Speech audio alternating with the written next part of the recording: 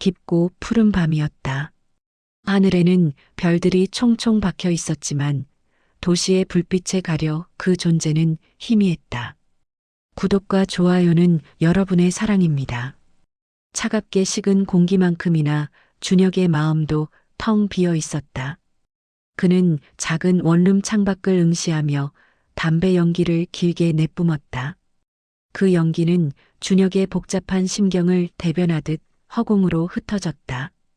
옆에서는 아내 수진이 차가운 침묵 속에 휴대폰만 만지작거리고 있었다.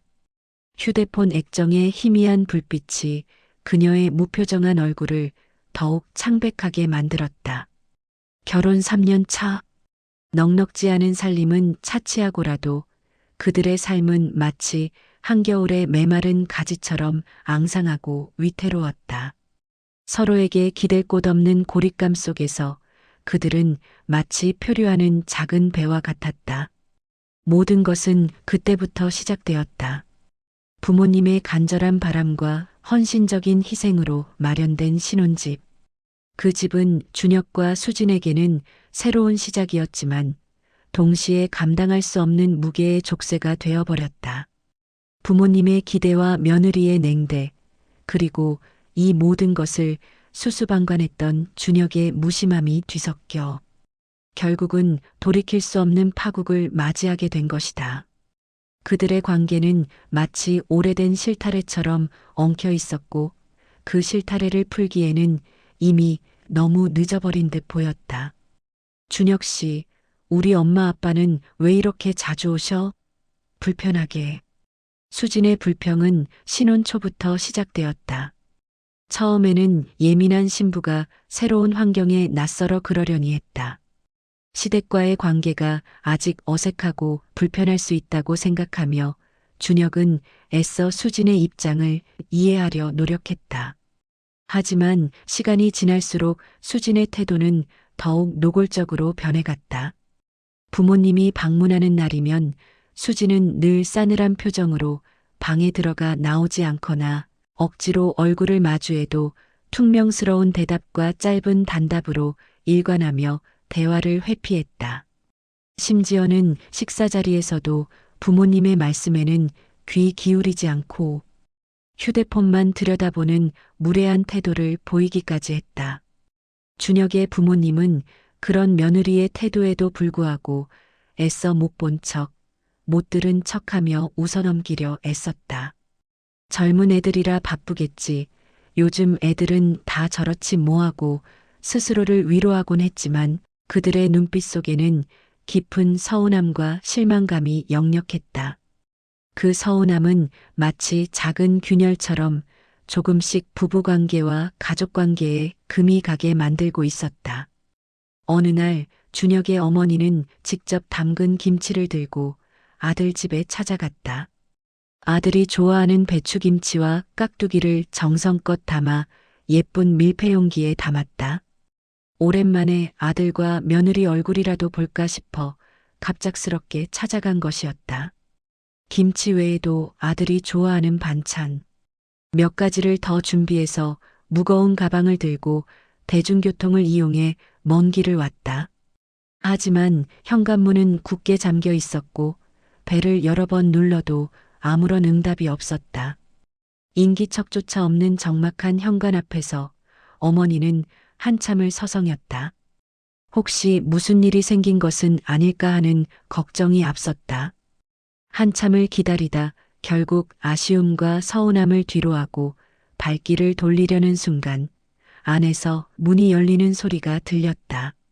수진이 잔뜩 인상을 찌푸린 채 문틈으로 얼굴을 빼꼼 내밀었다. 그녀의 표정은 마치 불청객을 맞이하는 듯 차갑고 불쾌해 보였다. 어머니, 미리 연락도 없이 이렇게 불쑥 오시면 어떡해요? 저희도 저희 나름대로 스케줄이 있고 갑자기 찾아오시면 불편한 점이 한두 가지가 아닌데요. 그 한마디에 어머니는 들고 있던 김치통이 천근만근 무겁게 느껴졌다. 며느리의 차가운 시선과 날카로운 말에 어머니는 순간 할 말을 잃었다. 오랜 시간 정성껏 만든 김치와 반찬들, 그리고 아들 내외를 보고 싶었던 따뜻한 마음이 무색해지는 순간이었다. 아들은 보이지 않았다. 며느리는 아들 내외가 여행을 가서 없다고 했다. 분명 집 안에서는 텔레비전 소리가 희미하게 들렸던 것 같았지만 어머니는 더 이상 묻지 않았다. 그 말을 믿고 돌아서는 어머니의 등 뒤로 문이 닫히는 소리가 마치 쇠문이 닫히는 것처럼 차갑고 단호하게 울렸다. 그 소리는 어머니의 마음에 깊은 상처를 남겼다. 사실 준혁과 수지는 집 안에 있었다. 어머니의 목소리가 현관문 밖에서 들리자마자 수지는 놀란 토끼처럼 눈을 크게 뜨고 준혁을 방으로 끌고 들어가 문을 잠갔다. 그녀는 준혁에게 속삭였다. 아무 말하지 마. 괜히 어머니 들어오시면 또 이것저것 간섭하시려고 할 거야. 우리한테는 우리만의 생활이 있잖아. 준혁은 아내의 날카로운 말에 아무런 반박도 하지 못했다. 부모님께 죄송한 마음이 물밀듯이 밀려왔지만 당장 아내와 다투고 싶지 않았다. 싸움이 싫어서, 피곤해서, 혹은 그저 수진의 기분을 거스르고 싶지 않아서였다. 그의 머릿속에는 오직 당장의 평화만을 바라는 마음뿐이었다. 이 작은 회피가 결국 걷잡을 수 없는 불씨를 지필 것이며 언젠가는 그들을 모두 태워버릴 재앙이 될 것이라고는 그때는 미처 알지 못했다. 그의 무심함과 아내의 이기심이 겹쳐지면서 부모님과의 관계는 점점 더 멀어지고 있었다. 그들의 작은 안식처였던 신혼집은 이제 부모님에게는 철옹성과 같은 곳이 되어버렸다. 문이 닫히는 순간 그들 사이의 정서적인 문도 닫혀버린 것이나 다름없었다. 그 후로도 수진의 행동은 더욱 심해졌다. 부모님께는 일주일에 한 번도 전화하지 않았고 한 달에 한 번 찾아뵙는 것조차 힘들어했다. 명절에도 바쁘다는 핑계로 찾아뵙지 않았고 시댁 행사는 항상 준혁 혼자 참석하게 만들었다. 준혁은 부모님께 수진이가 회사 일 때문에 너무 바빠서 그래요. 몸이 안 좋아서 힘들어하고 있어요. 죄송해요라는 변명만 늘어놓기 바빴다. 매번 새로운 핑계를 대며 부모님을 안심시키려 했지만 그의 부모님은 이미 아들과 며느리의 관계에서 뭔가 잘못되고 있음을 직감하고 있었다. 부모님은 그런 아들의 말에 그저 깊은 한숨만 내쉴 뿐이었다. 그 한숨 속에는 자식에 대한 걱정, 며느리에 대한 서운함, 그리고 자신들의 노력이 허무하게 느껴지는 복합적인 감정들이 뒤섞여 있었다. 신혼집을 마련해주며 기대했던 따뜻하고 화목한 가정의 모습은 온데간데 없었고 그들의 아들은 며느리에게 휘둘리는 꼭두각시처럼 보였다. 부모님의 희생과 사랑으로 마련된 보금자리가 자식 내외에게는 그저 무심하게 사용되는 하나의 공간으로 전락해버린 것이다. 부모님은 자신들의 사랑이 오히려 독이 되어 돌아온 것은 아닌지 자책하는 날들이 늘어갔다. 부모님의 서운함은 점점 커져갔다. 아버지는 밤늦게까지 잠 못 이루며 고민했고 어머니는 식음을 전폐할 지경이었다. 아들이 며느리의 그림자 속에서 점차 자신들을 외면하는 모습을 보며 그들은 깊은 상실감에 빠졌다. 그들의 마음속에는 배신감마저 싹트기 시작했다. 자식에게 모든 것을 주었지만 돌아온 것은 차가운 외면뿐이었기 때문이었다. 결국 준혁의 아버지는 마음을 굳게 먹고 아들에게 전화를 걸었다.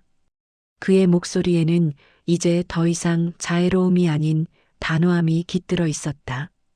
준혁아, 우리가 너희 신혼집을 팔려고 한다. 이미 부동산에 내놓았고 곧 계약이 될 거야.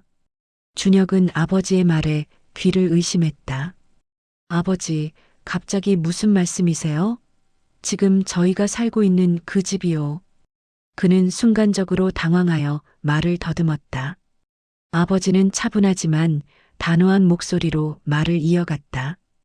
우리가 너희에게 그 집을 마련해 준 것은 너희가 그곳에서 행복하게 가정을 꾸리고 부모를 공경하며 살아가길 바랐기 때문이다. 하지만 그 집은 너희에게는 그저 편리한 도구일 뿐이고 우리에게는 아픈 손가락이 되어버렸다. 너희는 그 집을 단 한 번도 너희 부모가 피땀 흘려 마련해준 소중한 보금자리로 생각하지 않았다. 오직 너희들만의 공간으로, 부모를 배척하는 공간으로 사용했을 뿐이다.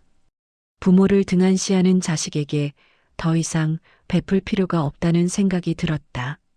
아니, 이제는 더 이상 너희에게 아무것도 해주고 싶지 않다.